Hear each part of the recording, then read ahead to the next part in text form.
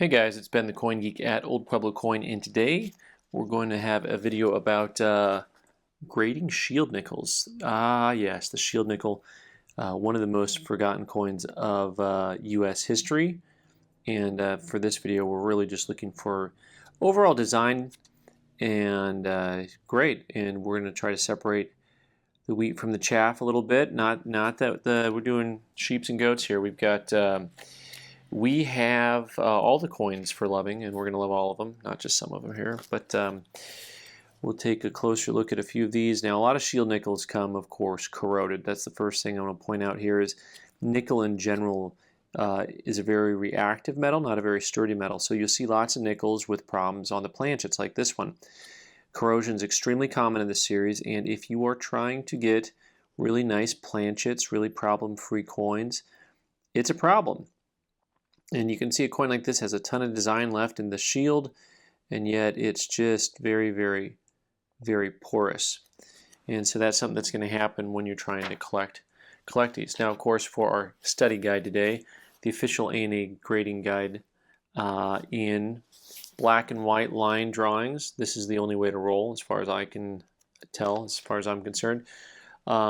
Interestingly enough, we'll start with just a quick overview of good. Now, a lot of coins you have to have a full rim to have a coin in good for, but there's a lot of coins where you don't, where you start to see the detail is gone from the edges of the lettering. So the rim is worn down all the way and still on a good 4. That's not the case on all coins. There's a lot of coins that if you don't have a full rim, it's an AG, it just automatically, right? So let's go ahead and grab a few more of these guys and see if we can find something that is a little bit more of a beginner grade. Of course, I've got a bunch of them here, which means I'm not as likely to find what I'm looking for at any given time. But I did not sort them intentionally so that we can look at coins and just try to apply some of this stuff here as we look at it. So maybe we'll flip through and see some of the general knowledge we've learned over the years. First of all, the way that the coins are so different.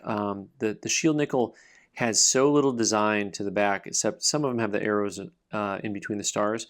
But those stars are just a big flat surface, big open area. One of the most basic designs in all of U.S. coin history.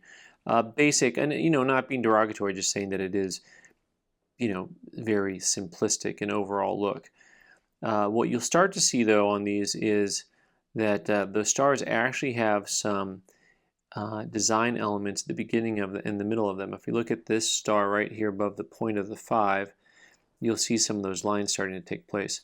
This coin has a nice solid full rim, some really strong outline.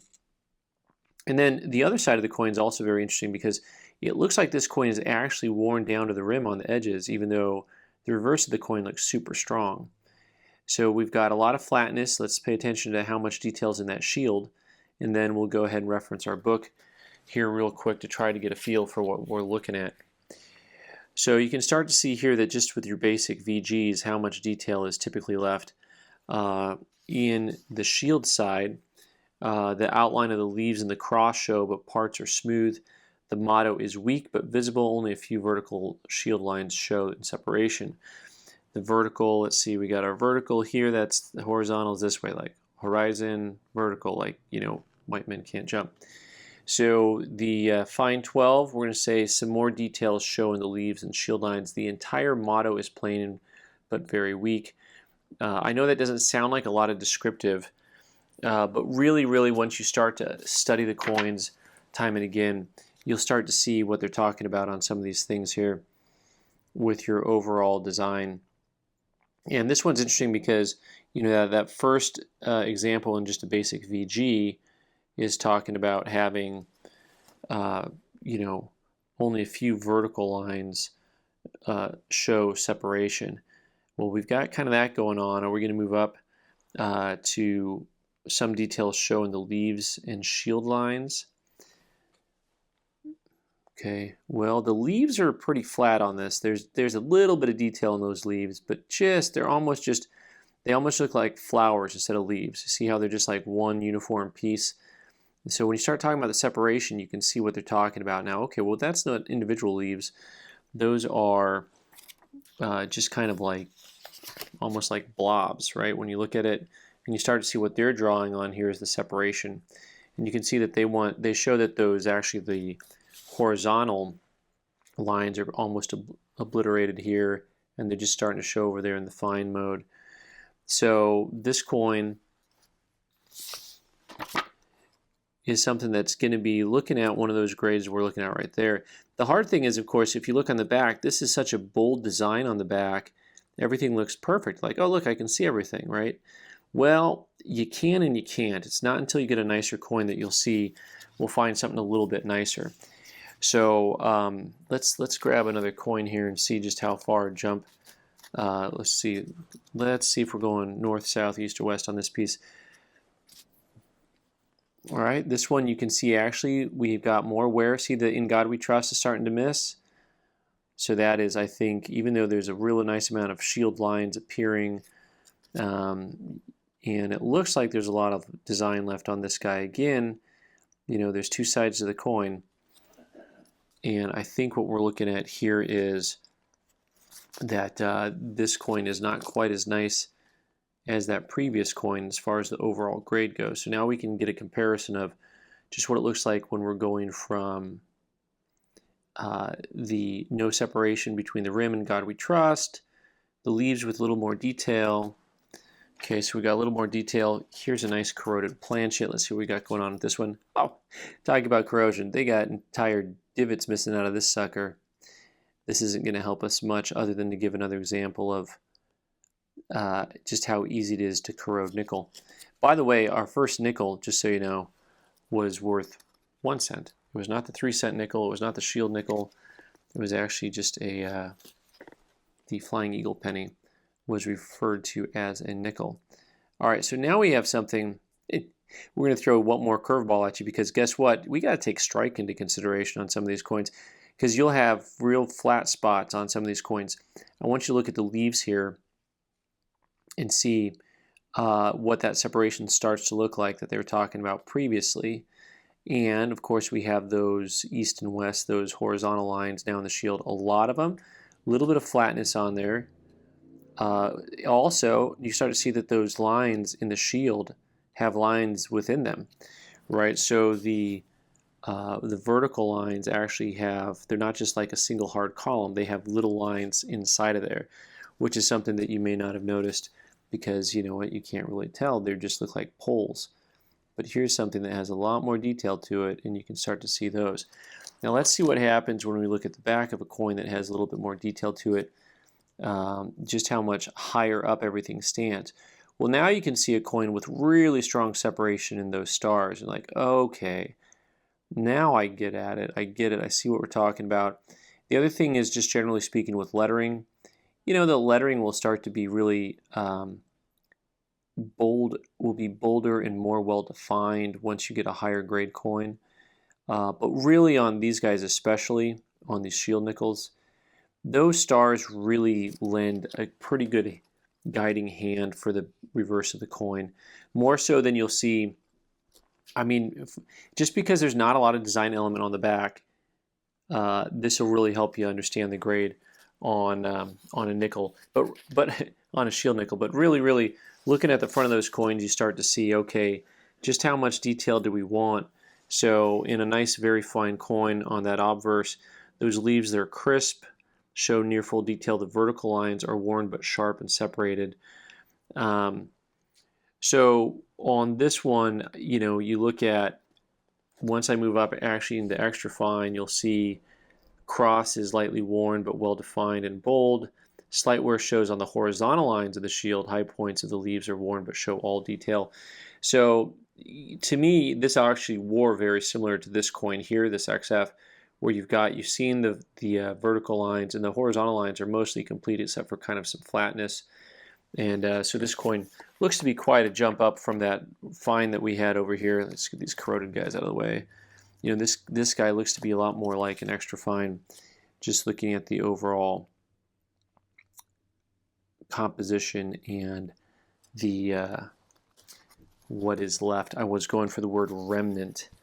Remnant was the word we were searching for in the old data bank back there. So come on, brain, don't fail me now. Let's look at this one here.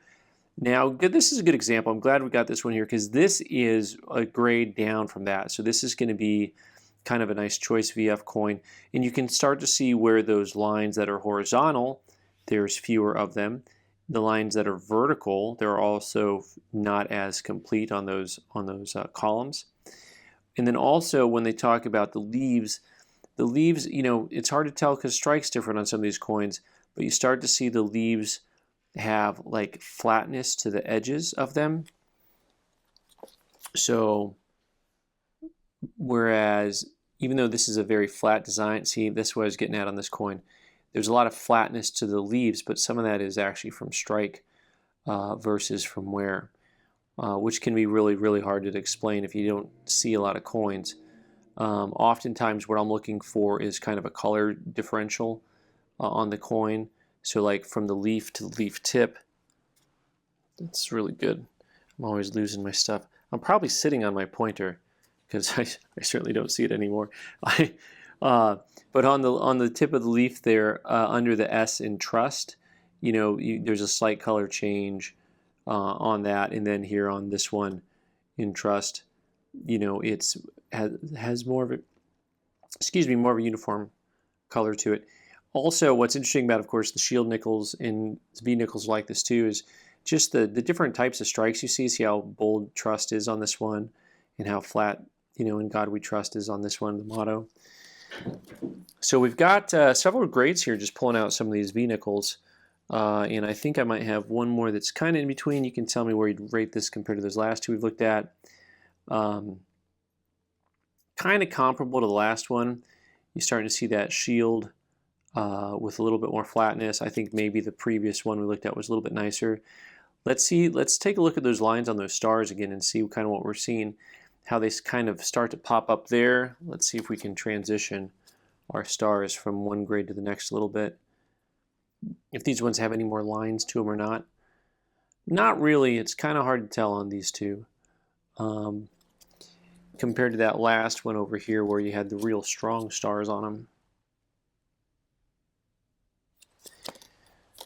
So I don't think I have anything that's going to be really a high grade coin that's going to be beyond this one on the right there.